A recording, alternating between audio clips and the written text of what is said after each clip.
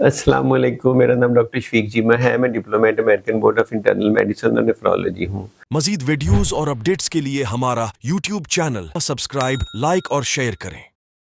आज हम बात करेंगे कि जो फोमी यूरिन है या झागदार यूरिन है या बबली यूरिन है, उसको नेचुरली भी ट्रीट किया जा सकता है क्योंकि मैंने कहीं ऐसे देखा है लिखा हुआ, तो मुझे था कि ये नेचुरली कैसे आप ट्रीट कर सकते हैं, क्योंकि आजकल आपको पता है कि हर बंदा नेचुरली चीज़ें करने के चक्कर में कभी कभार मिसगाइड भी कर देता है।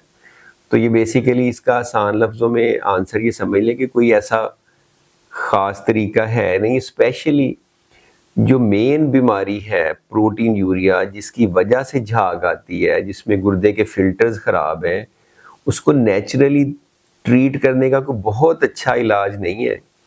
हाँ, ये ज़रूर हो सकता है कि अगर आपका फोमी यूरिन या बबली यूरिन या झागदार यूरिन किसी और वजह से आता है, तो फिर नेचुरली शायद कुछ किया जा सकता है। सबसे पहले तो ये कि अगेन अगर प्रोटीन यूरिया की वजह से है तो आपने नेफ्रोलॉजिस्ट से कंसल्ट करना है। उसमें एक सिर्फ यही वजह हो सकती है कि किसी का बहुत ज़्यादा वेट हो, तो ज़्यादा वज़न होने की वजह से भी प्रोटीन यूरिया हो जाता है, FSGS हो जाता है।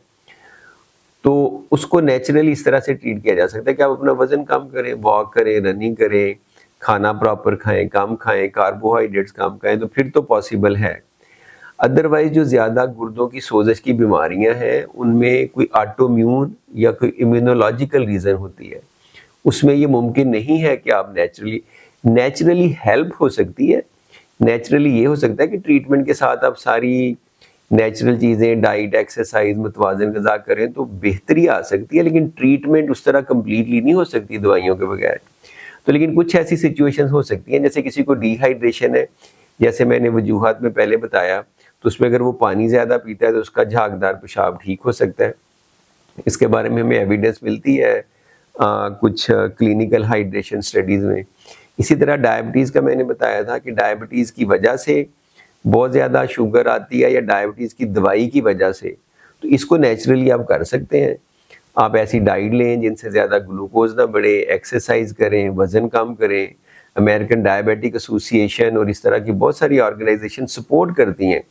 तो that would be a natural way कि आपने डायबिटीज़ कंट्रोल की, डायबिटीज़ किडनी पे इफ़ेक्ट कर रही थी, तो उसमें इम्प्रूवमेंट आ गई। दूसरा ये कि डायबिटीज़ अनकंट्रोल्ड होने से या मेडिसिन से जो शुगर निकल रही थी उसकी वजह से झाग बन रही थी, वो ठीक हो जाएगी। इसी तरह से हाई ब्लड प्रेशर है, हाइपरटेंशन है। अब हाइपरटेंशन भी प्रोटीन पेशाब में ला सकता है और उसकी वजह से झाग आ सकती है। हाँ, अगर हाई ब्लड प्रेशर को आप नेचुरली कंट्रोल करें, डैश डाइट इस्तेमाल करें, नमक कम इस्तेमाल करें, वज़न कम करें, तो इसके बारे में तो बड़े-बड़े जो जर्नल्स हैं, जैसे जामा है, अमेरिकन हार्ट एसोसिएशन है, वहाँ से भी हमें एविडेंस मिलती है कि ऐसा मुमकिन है। अब आ जाती है जो मेन CKD प्रोटीन यूरिया। इसमें जैसे कि मैंने पहले बताया कि इसमें ऑब्वियसली अगर आप लो प्रोटीन डाइट लेंगे, कुछ और नेचुरल चीज़ों से वज़न कम करके, ब्लड प्रेशर कम करके, शुगर अच्छा कंट्रोल करके फ़र्क तो पड़ेगा, लेकिन कंप्लीट ट्रीटमेंट नहीं हो सकती। कंप्लीट ट्रीटमेंट के लिए डायबिटीज़ का कंट्रोल और कुछ ख़ास तरह की दवाइयाँ भी साथ ज़रूरी हैं। 5वें नंबर पे आ जाइए यूरिन इन्फेक्शन की वजह से। अगर यूरिन इन्फेक्शन की वजह से पेशाब में झाग आ रही है, वैसे तो आपने एंटीबायोटिक से ट्रीट करना है, लेकिन यूरिनरी ट्रैक इन्फेक्शन को प्रिवेंट करने के लिए कुछ प्रोबायोटिक्स का रोल है, कुछ ज़्यादा हाइड्रेशन का रोल है, कुछ हाइजीन का रोल है, कुछ कब्ज़ से बचने का रोल है। तो बहुत सारी चीज़ें आप कर सकते हैं। अपने लाइफ़स्टाइल को चेंज करने से, अगर कुछ लोगों में कुछ बहुत स्मोकर हैं, कुछ ड्रग्स लेते हैं, अल्कोहल लेते हैं, उनको कम या रिड्यूस करने से भी आप विदाउट एनी मेडिसिन पेशाब में झाग को ख़त्म कर सकते हैं। तो ये थोड़ा मुश्किल सा एक तरह से टॉपिक है, शायद आपको इसका सही कॉन्सेप्ट समझ ना आया हो।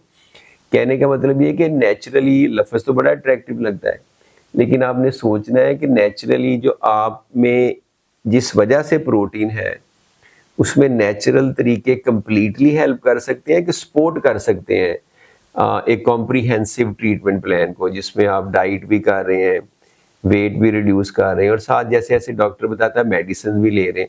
अब मेडिसिन रेगुलर मेडिसिन भी हो सकती है और इम्यूनोसप्रेसेंट मेडिसिन भी हो सकती हैं। तो ये मुझे थोड़ा-सा इंटरेस्टिंग लगा था, मैंने कहा था इस पे एक वीडियो बनाता हूँ। Thank you very much.